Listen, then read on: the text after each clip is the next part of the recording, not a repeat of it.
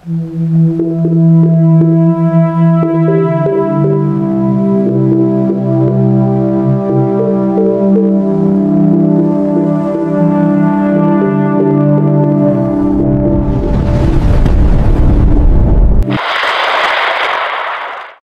araw po sa lahat. Narito ang update tungkol sa LPA na minomonitor natin ngayong Biyernes ika-22 ng Agosto taong 2025.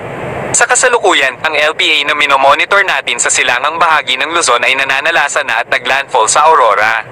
Nagdudulot ito ng maulap na papawirin at malalakas na pag-ulan na maaaring magdulot ng pagbaha at pagguho ng lupa sa mga kabundukan.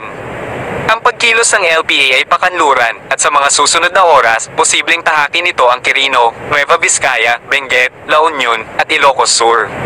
Pinaghahanda natin ang ating mga kababayan para sa malalakas na pag-ulan na maaaring maranasan. Maghanda at maging alerto sa posibleng pagbaha at pagguho ng lupa lalo na sa mga kababayan natin na nasa mababa at mabundok na lugar. Samantala, kung bababa ang direksyon ng LPA, posible itong dumaan sa Nueva Ecija, Tarlac, Zambales at Pangasinan.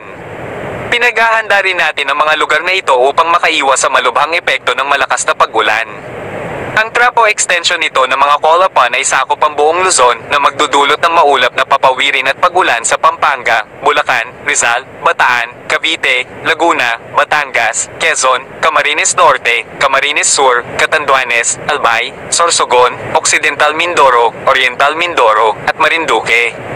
Pinapaalalahanan po natin ang mga nabanggit na lugar sa Katimugang Luzon na kung lalabas ng tahanan, ugaliing magdala ng panangga sa biglaang buhos ng ulan na dulot ng trap o extension na cloud cluster ng LPA at epekto ng hanging habagat na makikita natin sa kanlurang bahagi ng Palawan. Sa Hilagang Luzon, inaasahan natin ang maulap hanggang sa makulimlim na papawirin at malalakas na pag-ulan na dulot ng trap ng LPA sa Isabela, Kalinga, Mountain Province, Ifugao, Abra, Ilocos Norte, Apayao, Cagayan, Batanes, at Babuyan Group of Islands. Pinaghahanda natin ang mga nabanggit na lugar na maghanda at maging alerto sa posibleng pagbaha at pagguho ng lupa. Sa aming pagmomonitor, may panibagong LPA na namataan sa may boundaries ng Philippine Area of Responsibility sa layong 1,560 kilometro silangan ng Mindanao. Sa kasalukuyan, mababa ang tsansa na maging tropical depression ito sa loob ng 24 na oras, ngunit hindi natin inaalis ang posibilidad na mabuo ito bilang ganap na bagyo sa susunod na mga araw. Kaya pinapaalalahanan natin ang ating mga kababayan na subaybayan ang mga bagong ulat panahon na aming ilalabas upang makapaghanda tayo ng maaga. Base sa bagong inilabas ng Pag-asa, may mabubuo na LPA sa loob ng PAR sa pagsapit ng ika-22 hanggang 26 ng Agosto na kasalukuyan na nating minomonitor. Habang patawid ang LPA na ating minomonitor sa kalupaan ng Luzon, may bago ulit na nabuo sa silangang bahagi ng bansa na makikita natin sa latest satellite image. May nabuo rin sa silangang bahagi ng Mindanao na makikita rin natin sa inilabas ng Pag-asa na tropical cyclone threat potential sa pagsapit naman ng ika-27 ng Agosto hanggang ika-2 ng Setyembre. Kaya pinapaalalahanan natin ang ating mga kababayan na maging handa at alerto anumang oras, lalo na papalapit na ang mga buwan kung saan madalang ang pagpasok ng mga bagyo sa ating PAR. Bukod dito sa dalawang LPA na ating minomonitor, mayroon pa rin tayong nagbabalik na habagat na nakakaapekto sa kanlurang bahagi ng ating bansa. Posible sa mga susunod na araw, kung ang LPA na patawid ay lumakas, ay hilahin ito ang hanging habagat na nasa kanlurang bahagi ng bansa na makakaapekto sa kanluran ng Luzon at Palawan at kanluran ng Visayas. Kaya pinaghahanda natin ang ating mga kababayan sa malakas na pag-ulan na dulot ng mga weather system na umiiral sa ating bansa. Narito ang update sa lagay ng panahon sa ating bansa ngayong araw. Luzon. Inaasahan natin ang maulap at maulan na panahon sa buong Luzon dahil sa pagtawid ng LPA. Magdudulot ito ng maulap na papawirin at malalakas na pag-ulan sa mga lalawigan ng Bicol Region, Calabarzon, National Capital Region, Mimaropa, Central Luzon, Ilocos Region, Cagayan Valley, at Cordillera Administrative Region. Pinaghahanda natin ang ating mga kababayan na maging alerto sa malakas na ulan na maaaring magdulot ng pagbaha sa mababang lugar at pagguho ng lupa sa mga mabundok na lugar. Visayas. Sa Visayas, asahan natin ngayong umaga ang maulap na papawirin at malalakas na pag-ulan sa Aklan, Capiz, Iloilo, Antique, Guimaras, Negros Occidental, Negros Oriental, Cebu, at Bohol dahil sa epekto ng hanging habagat na nanggagaling sa kanlurang bahagi ng ating bansa.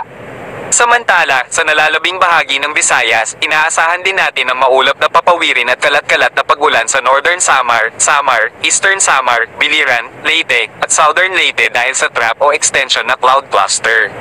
Pinaghahanda rin natin ang mga lugar na ito sa mga biglaang malakas na pag-ulan dahil sa pinagsamang epekto ng dalawang weather system na maaaring magdulot ng pagbaha sa mababang lugar at pagguho ng lupa. Mindanao. Sa Mindanao, inaasahan natin ang maulap na papawirin at kalat-kalat na pag-ulan sa halos buong Mindanao dahil sa epekto ng hanging habagat na nanggagaling sa kanluran at timog Mindanao. Pinaghahanda natin ang ating mga kababayan sa Zamboanga Peninsula, Autonomous Region in Muslim Mindanao, Soxargen, Davao Region, Caraga Region, at Northern Mindanao sa mga biglaang buhos ng pag-ulan. Palawan. Sa Palawan, asahan natin ngayong araw ang maulap na papawirin at mga pag-ulan sa halos buong Palawan dahil sa epekto ng hanging habagat. Maging alerto po sa biglaang buhos ng pag-ulan na maaaring magdulot ng pagbaha at pagguho ng lupa. Lagay ng karagatan. Sa kasalukuyan, wala pa rin tayong nakataas na gale warning sa kahit anong baybayin ng ating karagatan. Ngunit, iba yung pag-iingat pa rin sa mga nais pumalaot lalo na sa area ng Luzon kung saan may minomonitor tayong masamang panahon o LPA. Malaya pa rin makapangisda ang ating mga kababayan sa kahit anong baybayin ng ating karagatan. Inaasahan natin na magiging moderate to rough ang lagay ng panahon sa mga lugar na may LPA at light to moderate naman sa nalalabing seaboard. Ito po ang pinaka-latest na update sa lagay ng panahon sa ating bansa at LPA. Para sa mga bagong update patungkol sa LPA na ating minomonitor at sa lagay ng panahon sa ating bansa, mag-subscribe po kayo sa aming YouTube channel para ma-notify po kayo sa mga bagong ulat panahon at paki-like and share na rin mga kababayan upang makatulong po tayo na maabisuhan ang ating mga kababayan sa lagay ng ating panahon at sa lagay ng LPA na ating minomonitor. Ingat po mga kababayan, God bless, thanks. Dumako naman tayo sa ating partner para sa mga karagdagang impormasyon sa loob ng ating bansa. At dahil nga po dito sa pinagsamang epekto ng ating low pressure area at nitong southwest monsoon, ito naman po ang ating forecast na pag-ulan sa loob po ng 24 hours. Asahan po sa mga naka-yellow na mga regions ay posible pong umabot ng 50 to 100 millimeters ang kanilang mga pag-ulan.